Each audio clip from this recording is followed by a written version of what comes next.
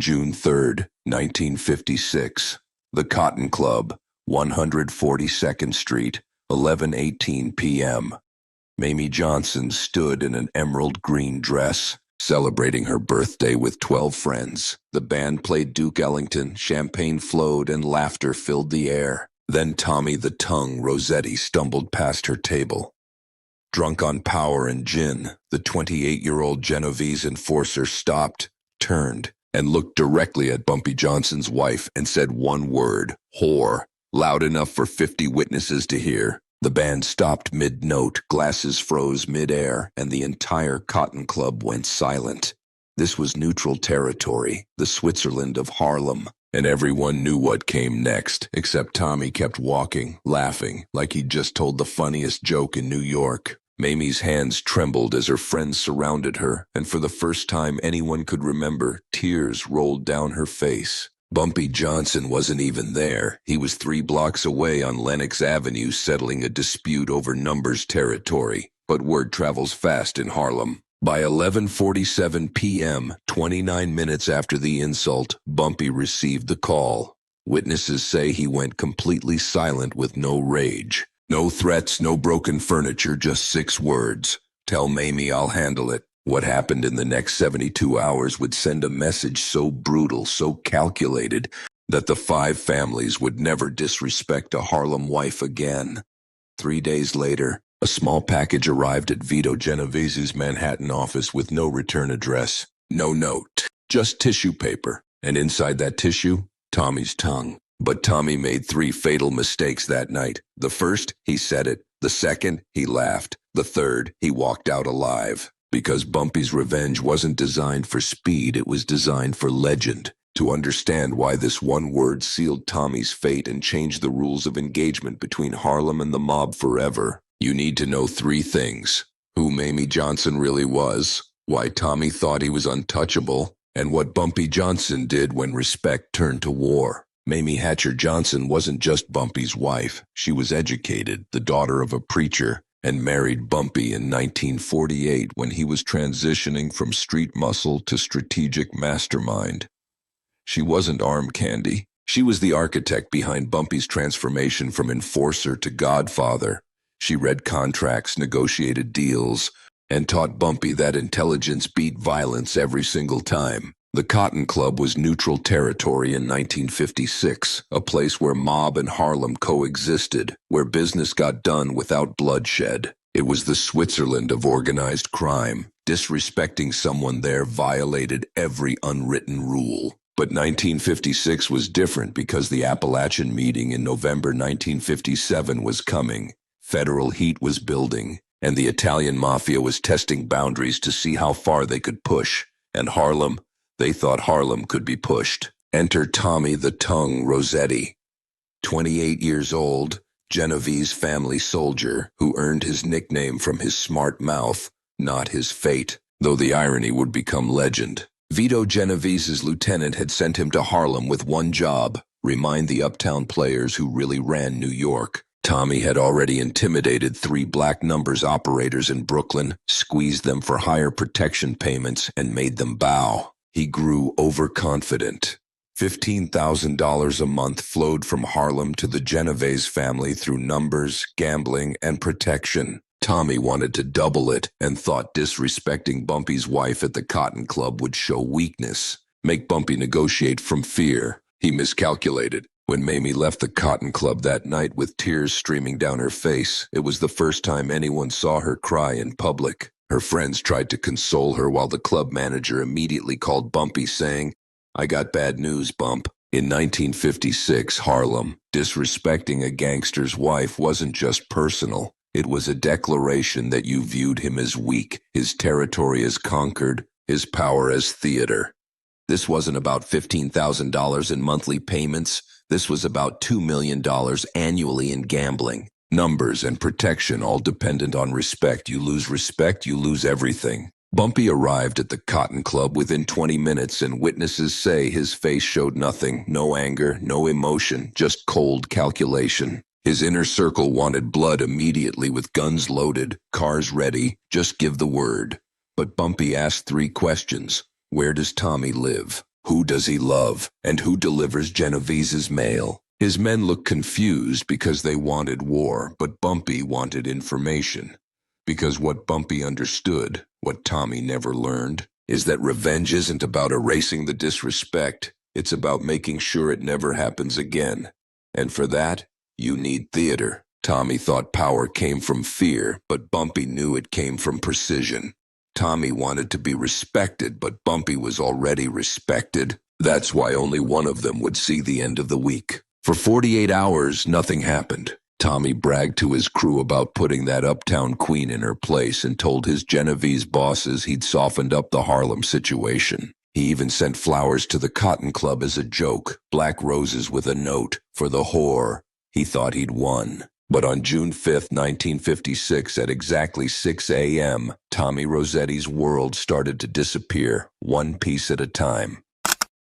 June 5th, 1956, 6 a.m. Tommy woke up to silence.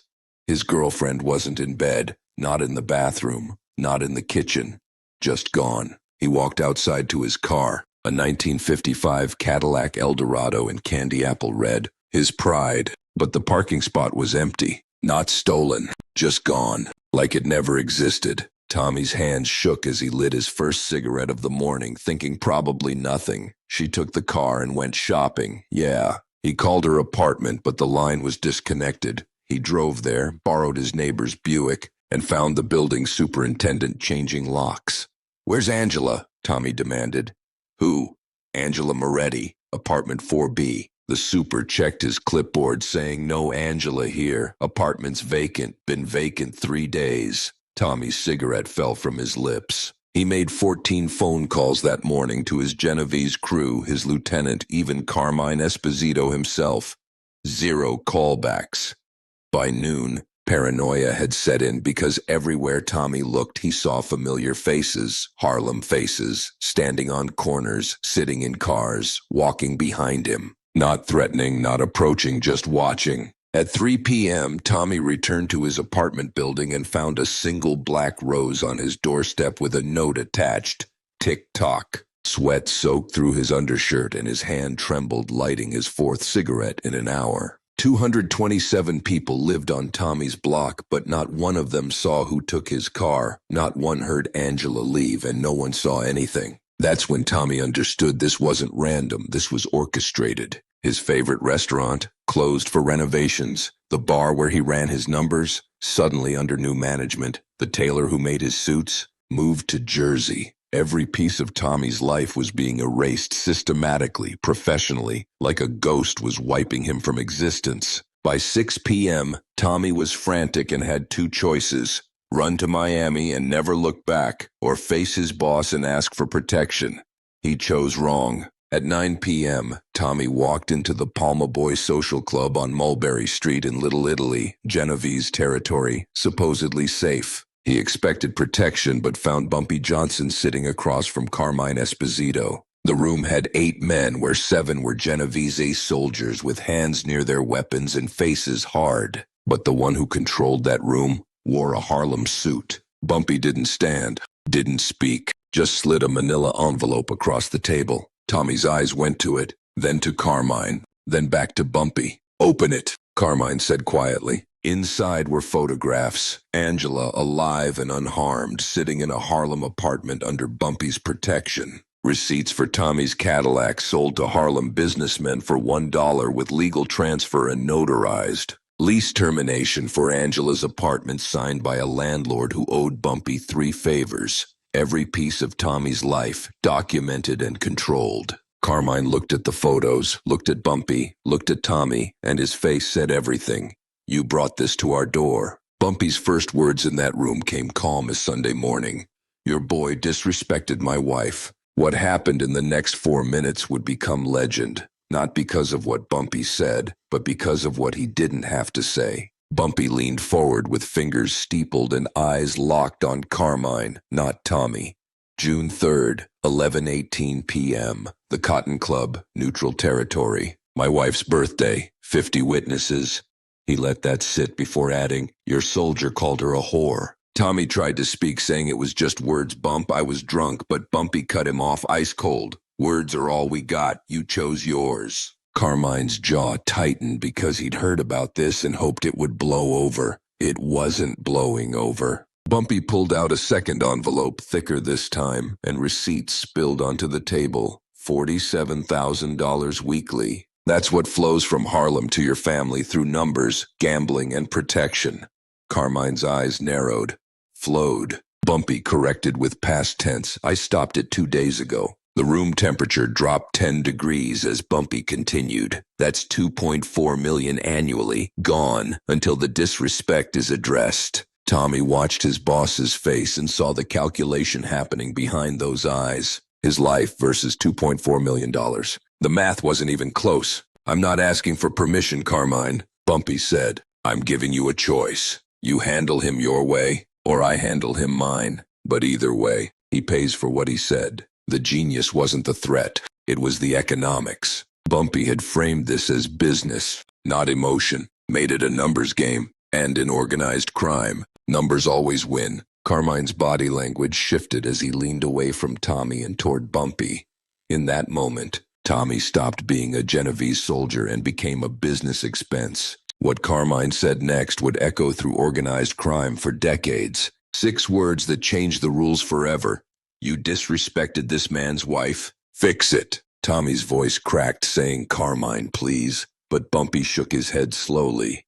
Too late for apologies. Silence filled the room with 8 men, all understanding what came next. Bumpy's pronouncement came measured and final. A man who disrespects women with his mouth? He don't need that mouth. Nobody moved and nobody breathed. Carmine looked at Tommy, then nodded slowly. This was the first time an Italian crime family gave permission for Harlem to discipline one of their own, a seismic shift in power dynamics. Tommy's voice dropped to a whisper, saying, Carmine, but Carmine had already looked away. Get him out of here, he said to his men. 4 Genovese soldiers stood and grabbed Tommy's arms. He didn't resist, couldn't. As they dragged him to the door, Tommy locked eyes with Bumpy one last time. Bumpy's expression never changed, with no satisfaction, no rage, just business. Tommy was escorted out by his own men, and what happened in the next 6 hours remains in shadow except for the package. Tommy came to that meeting thinking he'd get protection, but Bumpy came with receipts. Tommy had excuses, but Bumpy had economics. In organized crime, only one language matters. On June 8, 1956, at 9:15 a.m., a small package arrived at Vito Genovese's office in Manhattan with no return address, no note, just a name on the label, From Harlem with Respect. When Genovese opened it, he understood immediately. The rules had changed. The package was small, a wooden box that was velvet-lined and tissue-wrapped with no blood, clinical and professional. Inside, wrapped carefully, was Tommy Rossetti's tongue. Vito Genovese stared at it for a full minute, then picked up the phone, saying, Put him on the phone now. FBI informants later reported the call lasted 4 minutes with no yelling, no threats, just 2 businessmen establishing terms. When it ended, the $47,000 in weekly gambling revenue resumed flowing from Harlem to the Genovese family. But the split had changed to 60-40 now, favoring Harlem, up from 50-50. Bumpy gained $7,000 weekly without firing a single shot. Tommy Rossetti's body was never found, and his family was told he moved to Nevada, started over with a new life. His crew never spoke his name again. Within 30 days, word spread through all 5 families that Harlem's women were off limits, period. Not suggestions, not guidelines, but rules. The Lucchese family sent an emissary with $10,000 as a courtesy payment. The Colombo family sent $8,000. The Bonanno family sent $15,000. All delivered personally to Bumpy's Lenox Avenue office and all accompanied by the same message: we respect the boundary. FBI surveillance files declassified in 1998 contained a memo dated June 15, 1956, that read, Subject Bumpy Johnson has established unprecedented negotiating position via psychological warfare tactics. Recommend continued observation. Translation: even the FBI was impressed. The tongue package became legend, whispered about in every mob social club from New York to Chicago. "Don't be a Tommy" became shorthand, a warning to anyone thinking about crossing certain lines. But here's what most people miss about this story. Bumpy understood what most gangsters never learn. Violence is common. Anybody can pull a trigger, swing a bat, throw a punch. But calculated consequence, that requires intelligence. He didn't kill Tommy for revenge. He killed Tommy to establish a border, and he did it with Geneviese's permission, making the mob complicit in their own boundary. This is how you build lasting power, not by being the scariest person in the room, but by making everyone in the room afraid of what happens if they cross you. The difference? Subtle, but deadly. FBI files declassified in 1998 revealed something else. From June 1956 until Bumpy's death in 1968, 12 years, not a single Italian mobster was reported to have disrespected a Harlem woman. Not one incident, not one complaint, not one crossed line. Court testimony from the 1963 Valachi hearings, when Joe Valachi exposed mafia operations, contains a footnote where a soldier mentions Harlem rules when discussing territorial respect. When pressed by prosecutors to explain, he said, "You just don't go there ever." Tommy Rossetti lost his tongue because he didn't understand a simple truth. Power isn't about what you say, it's about what you don't have to say. Bumpy Johnson ruled Harlem for 30 years because every threat he made was a promise kept and every boundary he drew was written in consequences. That's not gangsterism, that's governance. But this wasn't Bumpy's most brutal move, because when a police captain tried to shake him down for $100,000, what Bumpy did next made the NYPD apologize. The legend of the tongue package spread through organized crime like wildfire. But to understand the full weight of this moment, you need to see who Bumpy Johnson really became after 1956. Bumpy's formula was simple: swift consequence, lasting lesson, economic leverage. Three elements that transformed street respect into institutional policy. He didn't just punish Tommy, he made Tommy's punishment profitable. Tommy the Tongue Rossetti had his last confirmed sighting on June 7, 1956, and was declared legally dead in 1963. Carmine Esposito maintained his relationship with Bumpy until Bumpy's death in 1968 and reportedly attended the funeral. Mayme Johnson lived until 2009 at 94 years old and published a memoir that carefully avoided mentioning Tommy by name. Just the man who learned too late. But those close to her said she wore emerald green, the dress from that night, to every major Harlem event afterward. It became her power color. 68 years later, the tongue package remains one of organized crime's most referenced cautionary tales. Not because of its brutality, because there were worse, but because of its precision, its purpose, its permanence. Bumpy's war with disrespect didn't end with Tommy.